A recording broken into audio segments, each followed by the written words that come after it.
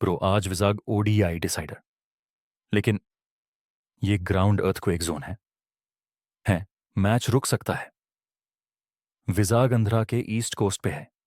Indian plate और Bay of Bengal subduction zone. 2071 में 5.3 magnitude हुआ था। आज एक एक सीरीज। रोहित शुभमन बैटिंग, लेकिन आफ्टर शॉक्स रिस्क हाई।